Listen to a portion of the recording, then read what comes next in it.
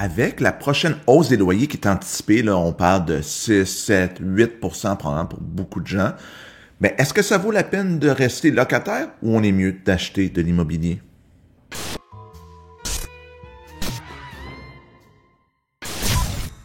Bon, avant de partir, il y en a qui vont me dire, Olivier, c'est 5,8, 5,9 que le tribunal administratif du logement a dit.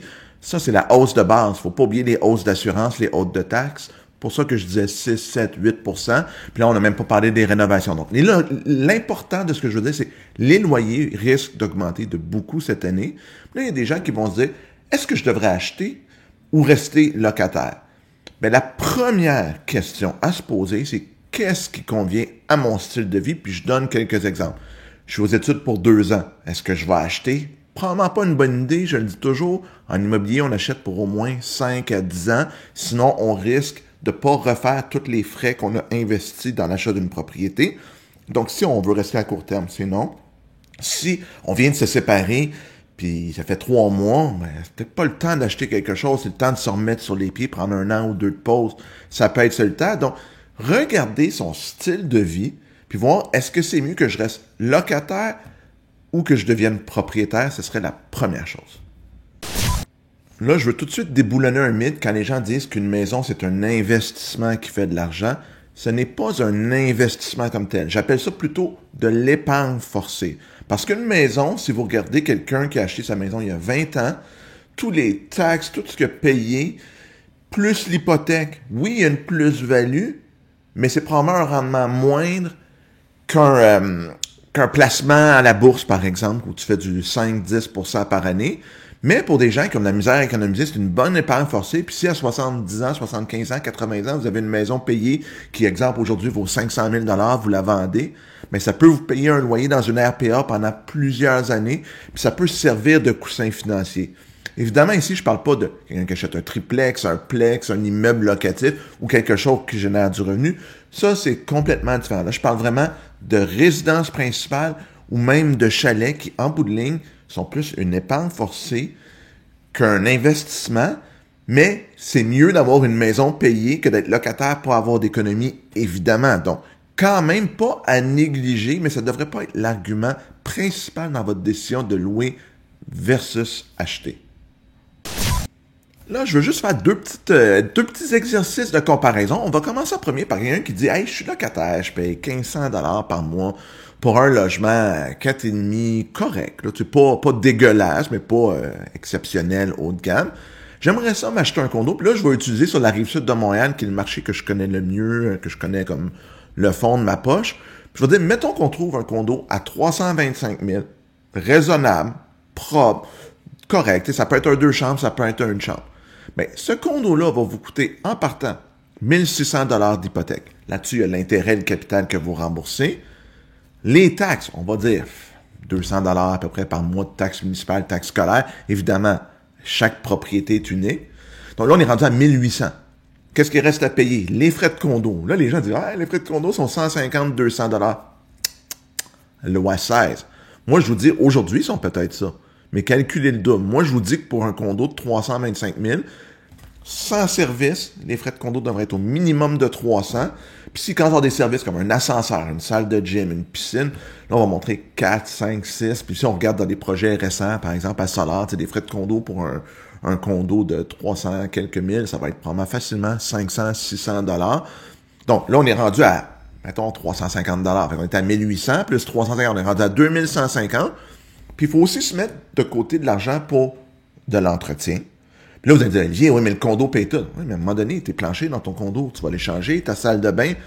Mettez, là, 100, 200 $ par mois. Mettez 150 $ par mois, ça fait 1800 $ par année. Au bout de 10 ans, c'est 18 000 $. Si vous refaites une cuisine dans 10 ans, mais c'est ça que ça va vous coûter facilement. Puis là, on n'a pas parlé de plancher de peinture, on répare une porte. Il y a toujours quelque chose à faire. Fait que je pense que je suis conservateur.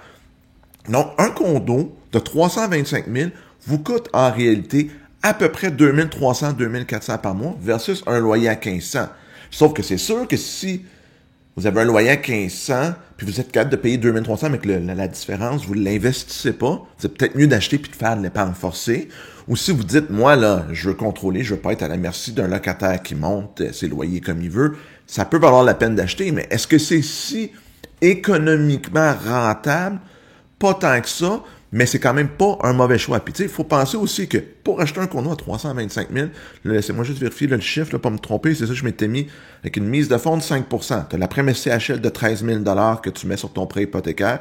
Ça te prend à peu près 25 000 minimum d'économie pour pouvoir acheter, c'est-à-dire payer 5 % de mise de fonds, payer le notaire, le déménagement, les droits de mutation, puis ça peut même être 30-35 000.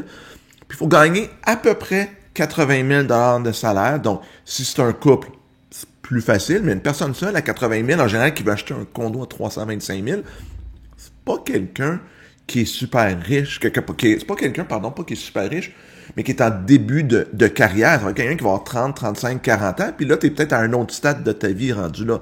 Donc là, prenez pas tous mes chiffres au pied de la lettre dans cette vidéo-ci, parce que, tu sais, je suis pas courtier hypothécaire, j'ai utilisé des simulateurs de calcul, puis là, tu sais, ça dépend des dettes, ça dépend des taux d'intérêt. Tu sais, moi, j'ai utilisé un taux d'intérêt d'autour de 4,4, 4,5 %, un amortissement de 30 ans et non de 25 ans. Donc, tu sais, il peut y avoir plein de variables, mais c'est juste pour vous donner un guide de ce qui est nécessaire pour s'acheter un condo dans ces prix-là. Admettons que vous êtes plutôt une famille, un couple avec des enfants, par exemple, ou des gens qui aiment l'espace un peu, qui veulent pas vivre en condo, puis c'est correct, là, ça. Tout se discute, là, on jugera pas ça ici aujourd'hui. Ben, pour acheter une propriété à 450 000, puis encore là, si on est sur la rive sud de Montréal, là, ça n'est pas un château à ce prix-là, je sais pas, en région, peut-être que oui, mais dans la région de Montréal, là, rive sud, même rive nord, cherchez-vous une propriété à 450 000 elle sera pas en parfait état, tu vas peut-être avoir une cuisine de 15-20 ans et tout, ça sera pas au goût du jour nécessairement, ça va être une maison des années 70, des années 80, peut-être même plus vieux. Donc, pour acheter une maison à 450 000, le même 5 % de mise de fonds, amortissement à 30 ans, taux d'intérêt autour de 4,5 %, mais le paiement serait de 2 200 par mois, juste l'hypothèque. Les taxes vont être plus chères. Je vous dirais que ces maisons-là, taxes municipales, taxes scolaires, on risque de tourner autour de 300 $ à peu près par mois. L'entretien, et là, c'est beaucoup plus cher qu'en condo. Moi, j'ai mis 600 par mois dans ma tête. Ça fait à peu près 7 000 par année, 7 200. Là, il y en a qui vont me dire, on met jamais ça.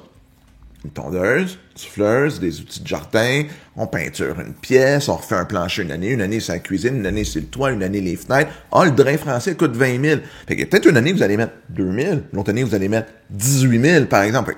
C'est une moyenne. Ça veut dire qu'une maison de 450 000 vous coûte à peu près 3 000, 3 200 par mois. Puis ça prend un revenu d'à peu près 100 000 pour une personne ou un couple pour acheter ça. Puis encore là, on a un courtier hypothécaire, les calculs exacts, il y a les allocations familiales, il y a toutes sortes de choses. Il faut un enfant, 2 enfants, pas d'enfants, tout ça, beaucoup de variables. Mais c'est pour vous donner un range d'idées que si vous gagnez 50 000 $, pensez pas que vous allez vous acheter une maison à 450 000, à moins que vous ayez une mise de fonds de 200-300 000 parce que vous avez eu un héritage. Donc, encore là, versus le logement, c'est pas la même chose. C'est pas le même style de vie. Il faut avoir la capacité financière. Puis là, si on dit, ben ouais, mais je m'éloigne, puis ça me prend une deuxième auto. Ça aussi, il faut que ça rentre dans l'équation. Si vous pouvez vivre à une auto, 2 autos, tout ça. Mais une maison de 450 000 vous coûte à peu près 3 000 quelques dollars par mois quand même. Donc, c'est pas aussi économique qu'un logement. Mais, tu as de l'espace, si tu as 2 enfants dans un 4,5, je peux comprendre que tu veuilles de l'espace et tout, mais je vous dirais qu'il faut quand même super bien faire son budget si on veut acheter une propriété unifamiliale à prix relativement modeste dans la région de Montréal. Comme vous l'avez vu, c'est pas si clair, c'est mieux d'acheter ou louer. Les 2 plus gros facteurs à considérer, c'est où est-ce que vous en êtes dans votre vie? Est-ce qu'il y a des facteurs de vie qui font que vous allez bouger souvent? Si c'est le cas, je pense que vous êtes mieux de louer. Si vous êtes bien établi, vous voulez vous établir pour 10 ans, vous avez la capacité financière et vous cherchez un style de vie, ça peut très bien valoir la peine d'acheter parce que ça va être une économie forcée. Puis il y a beaucoup de gens que ça va leur servir, comme je disais tantôt au début de la vidéo, à la retraite, au début de leur vie. À la fin de leur vie pour avoir un coussin financier parce que il y a de moins en moins de fonds de pension. Économiser dans les REER, c'est plus difficile. Puis les gens veulent quand même, je pense que c'est un rêve pour beaucoup de gens d'avoir une maison, puis ou même un condo. C'est pas négatif de le faire, mais il faut juste pas penser simplement en termes économiques. Il faut penser en termes de qualité de vie. Si on pense comme ça, puis que financièrement ça fait du sens, mais moi je vous encourage à acheter. Mais si vous êtes pour vous mettre la corde au cou, être le budget super serré, puis pas être capable d'arriver à la fin du mois puis dire, ben coudonc, faut que je mange des ramen 4 fois par semaine pour arriver, achetez-en pas de propriété. Vous êtes mieux d'être locataire. Il y a d'autres moyens d'épargner pour le futur. Donc, moi, c'est un peu comme ça que je vois, puis c'est un peu ce que je dis à tout le monde. C'est peut-être contre-intuitif pour un courtier de dire ça, mais bon, moi, c'est ma façon de faire. J'essaie d'être super transparent. Tu sais, quand je dis je suis sans fil, je le dis comme je le pense. Donc, c'est un petit peu ma conclusion par rapport à ça. J'espère que vous avez aimé la vidéo. Si c'est le cas, faites un pouce en l'air. Ça serait super apprécié. Abonnez-vous à la chaîne. On va continuer à mettre du contenu immobilier régulièrement. Puis on se revoit la prochaine fois pour notre capsule. À bientôt tout le monde.